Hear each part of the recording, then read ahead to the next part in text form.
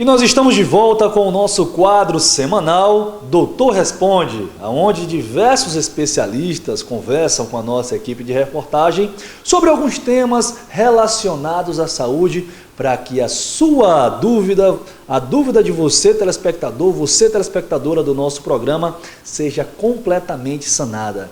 E hoje nós estamos aqui ao lado do Dr. Freitas, ele que é pediatra, e vai falar conosco a respeito de um tema muito importante e que está em vigência: infecções após o nascimento das crianças, infecções dos recém-nascidos, melhor dizendo. Então, sem mais delongas, vamos ao que realmente interessa. Dr. Freitas, primeiramente, muito obrigado por nos receber aqui na sua clínica. E a primeira pergunta que eu lhe faço é: quais são as infecções mais comuns nos recém-nascidos? Em primeiro lugar, obrigado vocês por estarem dando essa oportunidade para a gente estar falando de assunto tão importante. E bom dia para todo mundo, né, que está nos assistindo nesse momento. E falar de infecção congênitas, neonatal, infecção pós-natal, é um tema muito interessante para a gente aqui, até porque é muito comum aqui no Nordeste a escassez de profissional e às vezes acaba acontecendo que um pré-natal mal conduzido, às vezes um nascimento no lugar sem onde tem realmente um atendimento adequado, acaba gerando uma série de transtorno para o bebê. Em relação às infecções congênitas, que seria aquela que a criança já nasce por falta do pré-natal, que seria a sífilis, que hoje está na moda, as infecções mesmo bacterianas, que são consideradas as sepsis, que são infecções congênitas de bactéria, que também têm alta letalidade e mortalidade, e as pós-neonatal, que a gente tem um coqueluche, bronquiolite, que são tudo muito comuns às crianças que principalmente não têm assistência neonatal e que não são amamentadas no peito, que é um assunto muito importante também nessa faixa etária de idade, e que leva, às vezes, a consequências maiores e repercussões maiores pela falta desse aleitamento materno. Doutor, pelo que eu percebi, a questão das infecções congênitas são justamente aquelas em que há uma certa predisposição para a criança por conta de um pré-natal incorreto, digamos assim. Agora eu gostaria de saber das mães. Tem alguma forma delas se cuidarem melhor para evitar infecção no momento do parto? Sem sombra de dúvida, os cuidados são sempre estar fazendo o pré-natal, está dando esse retorno necessário a fazer os exames comuns, tipo o exame de urina, que é um exame tão simples e pode detectar uma infecção urinária materna, que essa bactéria pode estar ascendendo e atravessando a placenta e atingindo o feto, e ele já nasce com essa bactéria, que é uma infecção congênita. Então, isso aí pode ser muito bem evitado se a mãe tiver essa consciência de, depois de concebida um filho no útero, está fazendo pré-natal, está indo no posto de saúde. Hoje a gente tem agente de saúde, enfermeira, técnica de enfermagem, médico. Aqui no nosso município a gente tem pediatra, tem ginecologista. Então não tem por que a pessoa não estar dando esse tipo de cuidado nesse momento tão importante que é de ter um filho. Então, isso tudo pode ser evitado feito pré-natal bem feito, que é o que acaba não sendo feito. A maioria das mães não faz o pré-natal de forma correta. Doutor, o senhor foi muito feliz ao citar essa gama de profissionais que pode auxiliar a criança a se livrar de todo esse tipo de doença. Mas o que a gente percebe é que, infelizmente, em alguns lares, as famílias um pouco menos informadas, acabam querendo tratar de forma natural. Tem gente, olha só, que durante uma conjuntivite no recém-nascido, querem colocar creme dental nos olhos das crianças.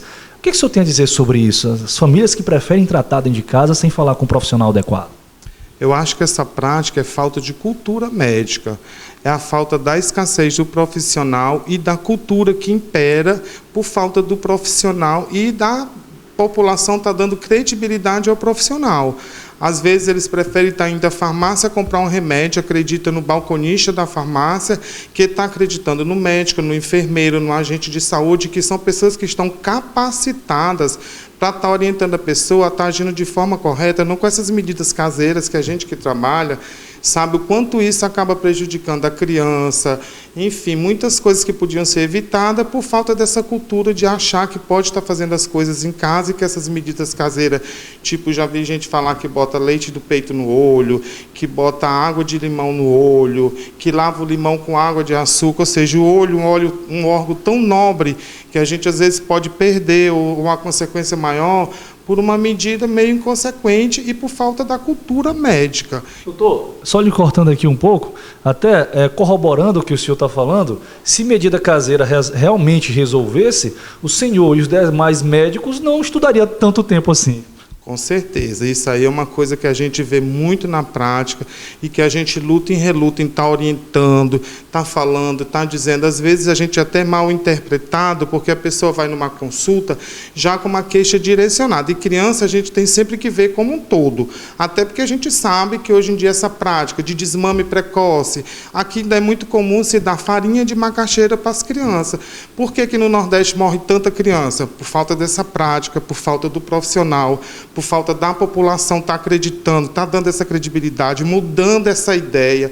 As pessoas, mas eu já criei assim. Sim, gente, criou-se há 20 anos atrás, a gente está falando hoje, no momento. O que é que a ciência fala? O que é que fala que é importante para uma criança? Então, como é que a gente vai estar relutando com uma coisa que é fato? Hoje se sabe que se amamenta o filho até o 6º mês de vida, ele tem 40% menos de chance de ter pneumonia, diarreia. Diga-se de passagem, são as 2 doenças que mais matam a criança no mundo até hoje.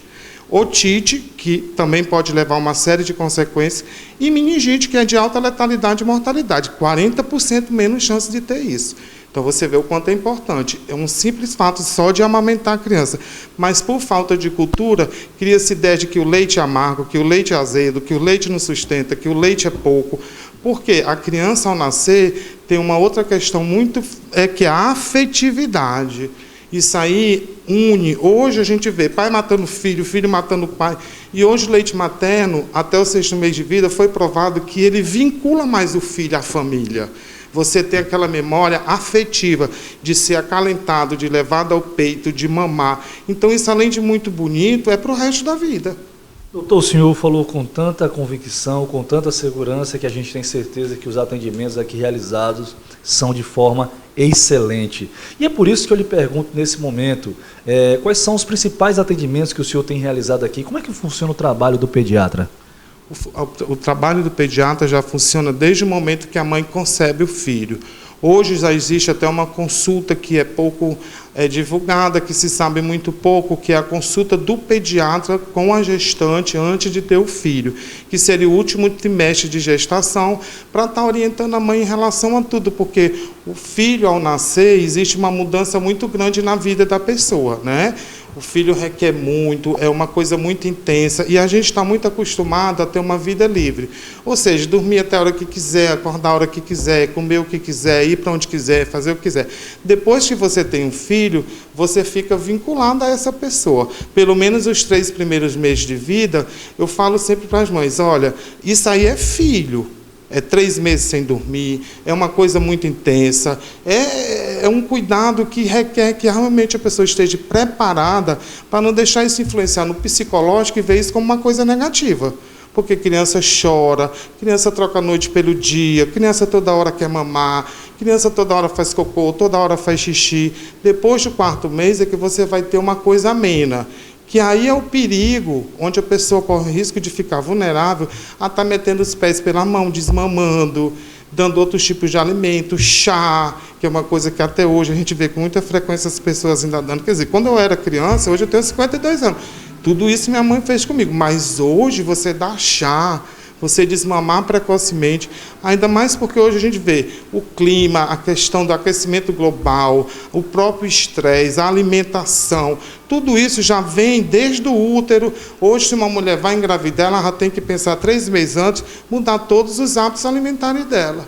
Então, a nossa prioridade em pediatria é prevenção, é orientar o que deve ser feito nos primeiros 6 meses de vida e que seria mais interessante ainda, nos primeiros 1000 dias de vida, que isso é o que mais se fala hoje em pediatria. É prevenção, é orientação, é fazer as coisas corretas, orientado por um profissional que também saiba estar orientando e valorizando os pontos importantes da vida de um bebê.